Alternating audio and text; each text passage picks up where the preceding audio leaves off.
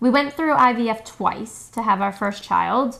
The first time, I believe we had 8 extra embryos. The second time we had 5. And they kind of just sat there for a while. We never ended up needing them. I think in the beginning, I was not at all attached to those embryos. I didn't think of them as anything. I was only focused on what was actually going to become my baby. It was only after we had our children and we needed to make a decision about them that I think we really started thinking about the fact that these could be our potential future children. And that's when it got a little emotional. I think we were just ecstatic to get, the 5 embryos that we had. You know, we didn't think that we'd have a lot. We just figured get what we get and go from there. We weren't even sure if it would work. Yeah, I mean, you're looking forward to the babies. You're just worried about getting from point A to baby coming home. And you don't really think about having 3, 4, 5 extra. So the first year I think it was like 350, then it went to 600, and then was it like 1250? It was like 3 or 4 years after we got up over 1250, and we're like, 1250 a year? That's insane. We paid for storage. A year, 2 years? No, I think 1 year. Paid for a year of storage and additional year because we had already paid for the 3 years prior to using it. Right. Using it them. And then we kind of didn't want to pay anymore, so we had to figure out what to do.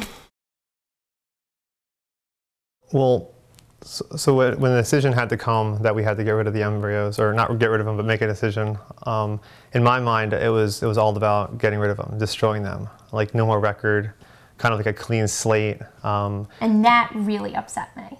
The idea of taking these and just discarding them. I felt that we didn't need them, and I very much, for personal and religious reasons, did not want to donate them to another couple, but I felt that they could really be used in research. We decided to donate to science, medical science, for the different avenues this embryo could help. I did not want to donate this to another couple because then I'd always feel like there's that missing child running around out there somewhere, you know? Yes, I could not do that. So that wasn't an option. I think part of the reason I wanted to do it is because we've been so blessed. Maybe there is a cure for cancer, and maybe our embryo is the one that finds it.